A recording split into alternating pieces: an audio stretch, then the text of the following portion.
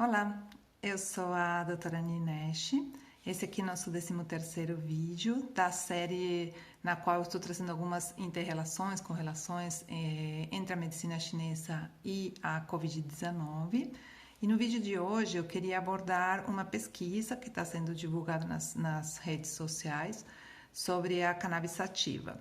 Então, primeiro eu vou contar um pouco sobre essa pesquisa, quais são os resultados reais que a pesquisa traz, como foi elaborada a formatação dessa pesquisa, né? E como que a gente também não pode extrapolar os resultados de uma pesquisa, né?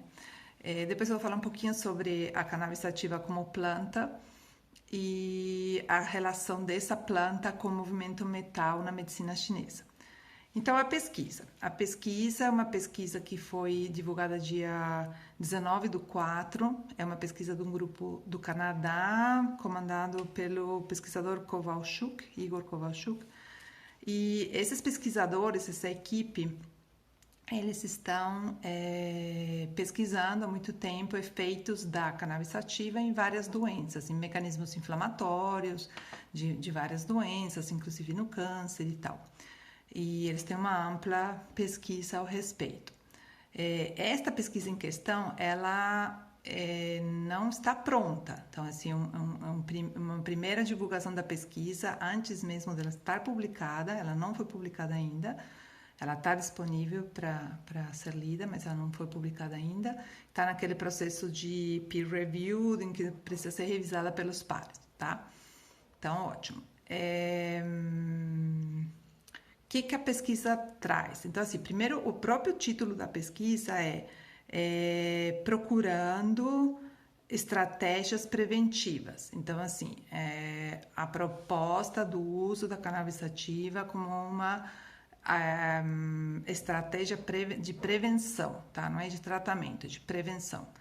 E o que eles falam é que, e o próprio título traz que o extrato da cannabis sativa modula a expressão da enzima conversora da angiotensina 2 em tecidos de porta de entrada do vírus. Então, assim, o que isso significa? Significa o seguinte: o vírus SARS-CoV-2 ele precisa de um receptor para entrar dentro da célula, né? Então, a gente tem falado em vários vídeos a questão do externo e do interno, quando que o vírus realmente penetra, né? Então, assim, existe como se fosse assim uma chave que encaixa numa fechadura que abre a porta de entrada da célula.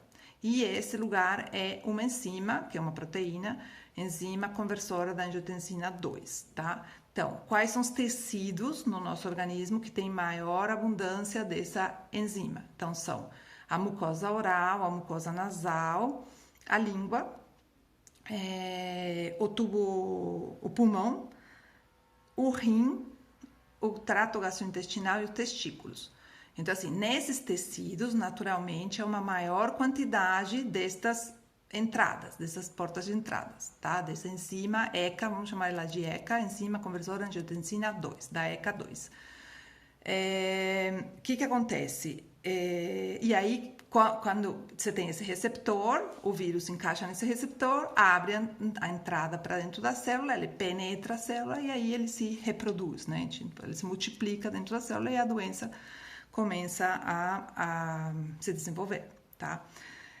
Então, o que eles estavam testando é que a cannabis sativa, ela pode modular essa expressão gênica dessa enzima conversora de angiotensina e a quantidade dela, né? Também viram que ela modula uma outra proteína, uma outra serina protease, enfim, que também tem ação e interfere nessa questão da entrada do vírus, tá? Então, como é que eles fizeram? Primeiro, eles têm extratos da cannabis sativa com um alto índice de CBD, que é o canabidiol, tá? Então, que ao contrário do THC, ele não traz nenhum tipo de efeito psicotrópico e de barato, né? Então, o CBD é o que tem mais ação médica, né? Então, tudo bem. Eles têm mais de 800 extratos diferentes, com diferentes concentrações. Eles pegaram 22 extratos dos que têm maior quantidade de CBD, misturaram esses 22 extratos e colocaram num tecido que é um modelo artificial de tecido humano, tá? Então, é um modelo artificial de tecido humano 3D de 3 tipos de tecidos. O tecido da via aérea, que é brônquio e traqueia. Isso, brônquio e traqueia, via aérea. O tecido da mucosa oral e o tecido do intestino delgado. Então, são 3 grupos. E aí, o que eles fizeram? Eles artificialmente inflamaram esses 3 tecidos, esses 3 grupos de tecidos. E aí eles colocam esses extratos de cannabis com alta concentração de CBD. E aí eles vão analisar o que acontece com a expressão gênica da ECA2 e com os níveis proteicos da ECA2. E aí eles viram resultados positivos. Pronto, é isso o estudo. Então, ninguém estava fumando maconha para ver se não pegava vírus. Não é essa a história, tá?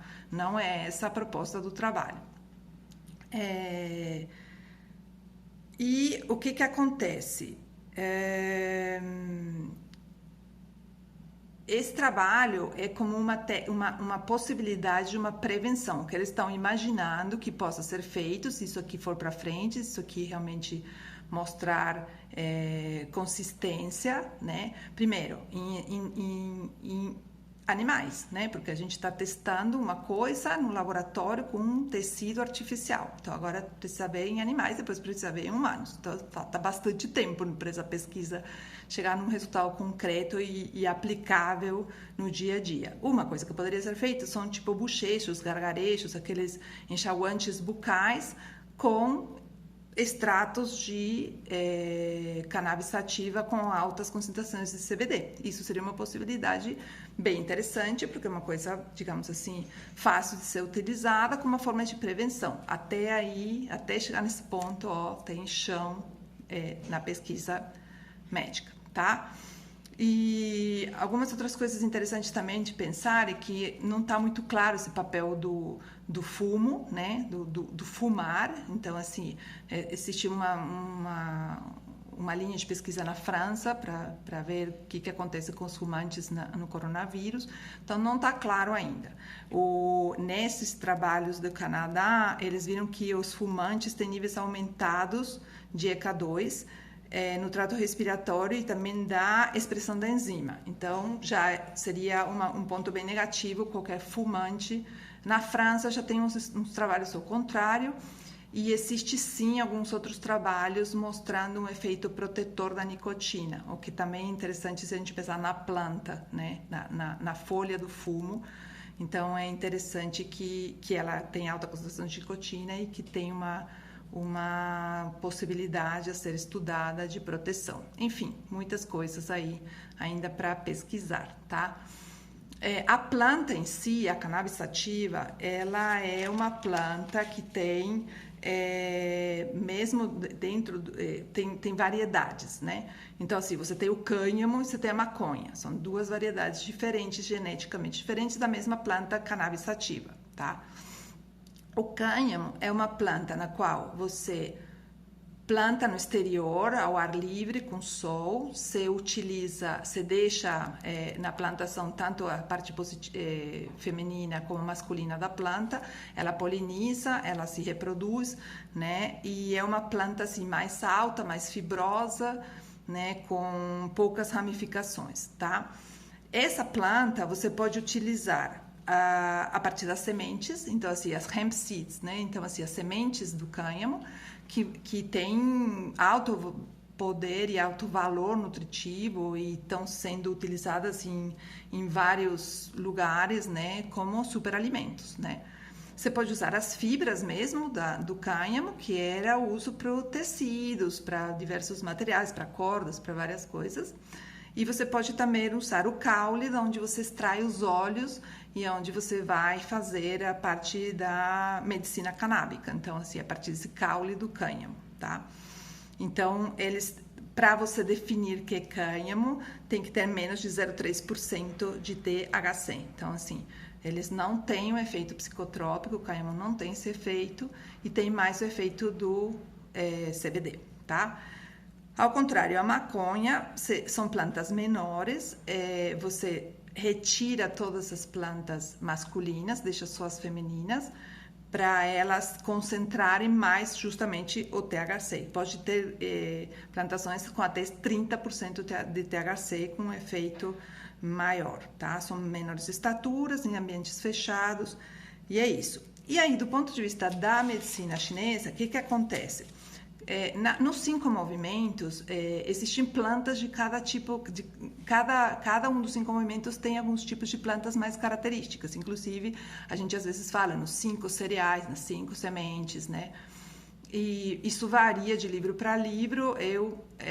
Com o estudo e com o passar do tempo, eu acabei entendendo, para mim faz muito sentido algumas plantas em alguns desses movimentos bem claros. Então, assim, por exemplo, do movimento água seria o painço, tá? Do movimento madeira, o trigo, do movimento fogo do coração, o centeio, do movimento terra, o arroz, por isso que a papa de arroz é tão importante, que é o centro, e do movimento metal, justamente a cannabis sativa, tá? Então, é bem interessante, justamente isso, quando eu vejo uma pesquisa que está falando que na prevenção, na entrada do vírus, a cannabis sativa pode ter um efeito, eu tenho certeza que sim, porque justamente a planta do movimento metal é a que tem mais sentido ser do movimento metal, e então é uma planta que ao mesmo tempo tem essa possibilidade de ser uma planta que tem umas alterações de consciência, isso faz sentido no movimento metal e nesse eixo Gan-Fei, nessa questão das duas almas que a gente já viu em alguns outros vídeos, pelo menos mencionou, como se fosse um eixo mais espiritual, para dizer de alguma forma, diferente de um eixo mais material. Então, é lógico que uma planta que tem essa possibilidade, algumas pessoas falam em planta de poder, então ela tem essa possibilidade, faz todo sentido que seja uma planta do movimento metal e faz todo sentido que seja uma planta que possa vir a mostrar claramente que tem um efeito na não penetração desse agente externo agressivo para dentro do corpo, né? Em relação a fumar maconha já é outra história, porque assim, o fumar, a pessoa que fuma, ela está procurando uma energia quente, uma energia sutil, quente, mais pesada, mas ela continua sendo mais sutil do que uma comida, por exemplo, para nutrir um órgão que ele está precisando, que ele está enfraquecido. Então, assim, por que uma pessoa se torna fumante e outra não? Todo mundo fuma quando tem 12 anos, 15 anos, ou lá quando é adolescente, por que um se torna fumante e outro não? Então, assim, existe uma deficiência do pulmão, do FEI, do movimento metal, que fica atraída por essa energia suja, mas que de alguma forma completa, né? Então, eu achei bem interessante e queria trazer isso para vocês.